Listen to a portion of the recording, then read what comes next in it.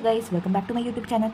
So ഇന്ന് ഞാൻ human genome പ്രോജക്റ്റാണ് എടുത്തിരിക്കുന്നത്. എനിക്കറിയാം എല്ലാവരും വലങ്ങിയിരിക്കുന്ന ഒരു ടോപ്പിക്കാണ് ആക്ച്വലി. മോളിക്കുലർ ബേസിസ് എല്ലാവരും എന്ന് വെച്ചാൽ +2 students, most of the students ഈ ക്ലാസ്സുകളിലാണെങ്കിലും ടീച്ചേഴ്സ് ജസ്റ്റ് വായിപ്പിച്ച് വിടാറാണ് പതിവ്. കാരണം ഇതൊക്കെ പഠിക്കാനില്ല, സ്വയമേ പഠിക്കേണ്ട ഒരു ആക്റ്റീവ് ലേണിങ്ങിലൂടെ മാത്രമേ ഇത് പഠിക്കാനുള്ള സാധ്യതയുള്ളൂ. അല്ലാതെ ടീച്ചേഴ്സ് ഇങ്ങനെ പറഞ്ഞ് പഠിക്കാൻ, yes there are many vase നമുക്കിങ്ങനെ പറഞ്ഞ് പഠിപ്പിക്കാൻ പറ്റും. പക്ഷേ എന്നാലും സ്കൂളിലൊക്കെ ടീച്ചേഴ്സ് പെട്ടെന്ന് ഓടിച്ചു വിടുക.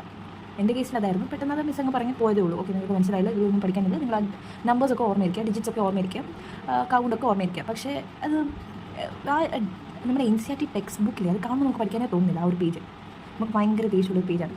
അതിൽ ഇമ്പോർട്ടൻ്റ് ആണ് ഈ സാലിയൻ ഫീച്ചേഴ്സ്, ഹ്യൂമൻ ജീനോം പ്രോജക്റ്റിൻ്റെ സാലിയൻ ഫീച്ചേഴ്സ്. കൂടുതൽ ക്വസ്റ്റ്യൻസും ഡിസ്ക്രിപ്റ്റീവ് ലെവലും CBSEൻ്റെ ബോർഡ് എക്സാമിനും ചോദിക്കാൻ സാധ്യതയുള്ളൊരു ക്വസ്റ്റ്യൻ കൂടിയാണ്. ഇവിടെ നിന്നാണ് നമുക്കൊരു 5 മാർക്ക് ക്വസ്റ്റ്യൻ ആയിട്ട് പ്രതീക്ഷിക്കാം, അല്ലെങ്കിൽ ഒരു MCQ ടൈപ്പായിട്ടായാലും പ്രതീക്ഷിക്കാം. എന്തായാലും ഒരു ക്വസ്റ്റ്യൻ ഉറപ്പാണ് salient features of human genome പ്രോജക്റ്റിൽ നിന്ന്. ഇന്ന് ഞാനിവിടെ ഡിസ്കസ് ചെയ്യാൻ പോകുന്നത് ഇതിനെ പറ്റിയാണ്.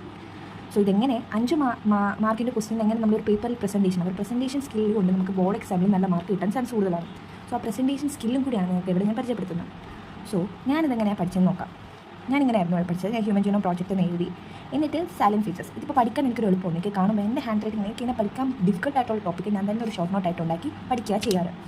ആൻഡ് സോ നമുക്ക് അധികം ടൈം വേസ്റ്റ് ചെയ്യാതെ വീഡിയോയിലേക്ക് കിടക്കാം. Human genome. അപ്പം നമ്മൾ ഹ്യൂമൻ ജീനോം എന്ന് പറഞ്ഞാൽ ജീനോം എന്ന് വെച്ചാൽ haploid content of DNA. Human DNAൻ്റെ ഹാപ്ലോയിഡ് കണ്ടൻറ്റ് നമ്മൾ ഓൾറെഡി പഠിച്ചാണ്. 3.3 × 10⁹ ബേസ് പെയേഴ്സാണ് haploid content of human DNA. അതാണ് ഈ ജീനോം. അതിവിടെ ഡിസ്ക്രിപ്റ്റീവ് ആയത് ഞാൻ കുറച്ചുകൂടെ എലാബറേറ്റ് ചെയ്ത കൗണ്ടാണ് കൊടുത്തിരിക്കുന്നത്. ദാറ്റ് ഈസ് ഹ്യൂമൻ ജീനോം പ്രോജക്റ്റിലൂടെ നമ്മൾ എത്ര ജീനുകളൊക്കെ ഇത്ര ഉണ്ട് എന്ന് കണ്ടുപിടിച്ചാണിത്. 3164.7 million base pairs. Note the point, it is base pairs. Okay, കാരണം നമ്മൾ ബേസ് പെയർ ഇതൊക്കെ മാറാനുള്ള സാധ്യതയുണ്ട്. ഈ ജീനോമും തമ്മിലുള്ള വ്യത്യാസം പോലെ തന്നെ ജീനോം ഹാപ്ലോയിഡ് കണ്ടൻ്റാണ്.